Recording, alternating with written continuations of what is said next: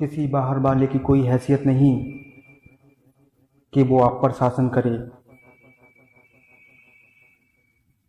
वास्तव में कभी किसी पर बाहर वाले ने शासन किया ही नहीं।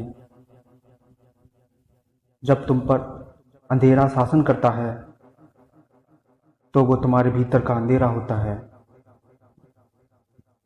जब तुम पर रोशनी शासन करती है तो वो तुम्हारे भीतर की रोशनी होती है। तुम चाहे माया की चलाए चलो, तुम चाहे सच के चलाए चलो, दोनों होते तुम्हारे भीतर ही हैं। बाहर वाला कोई भी नहीं होता जो तुम पर शासन करे। आदमी ऐसा है ही नहीं कि बाहर वाले के चलाए चले। देखने में भले ही ऐसा लगे कि एक आदमी पर बाहरी परिस्थितियां राज कर रही हैं, एक आदमी पर किसी दूसरे व्यक्ति का बहुत प्रभाव है, लेकिन अंदर की बात यह होती है, दूसरे व्यक्ति की बात पर चलने का निर्णय आप ही तो करते हैं ना। भाई, मैं आपसे कोई बात बोलूं और आप निर्णय करें कि आप मेरी बात मानेंगे, तो अंततः आपने किसकी बात मानी, मेरी बात या अपनी बात? क्योंकि मेरी बात भी तो आपने पहले स्वीकार करी, मानने योग्य मानी और फिर उस पर अमल किया ना। तो ले देकर हर आदमी चलता तो अपने पर ही है। हाँ, जिसको हम कहते हैं अपने पर चलना, तो ये अपना दो होता है, भीतर की रोशनी और भीतर का अंधेरा।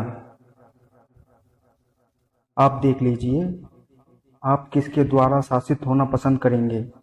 ये डर, ये सवाल बिल्कुल मन से निकाल दीजिए कि कोई बाहर वाला आके आपको काबू में कर लेगा, आपको कठपुतली बनाएगा, आपको नियंत्रित करेगा। कोई बाहर वाला नहीं चलाएगा। यहाँ कौन किसी के चलाए चला है? इंसान ऐसा है, अपने ही चलाए चलता है। भले ही वो कितना प्रदर्शित करे कि वो यहाँ सर झुका रहा है, वहाँ सर झुका रहा है, इसकी आज्ञा मान रहा है, उसकी आज्ञा मान रहा है, उससे सलाह ले रहा है। अगर गहराई में जाकर देखोगे तो हर आदमी अंततः अपने निर्णय पर ही चल रहा है। तो ये निर्णय भी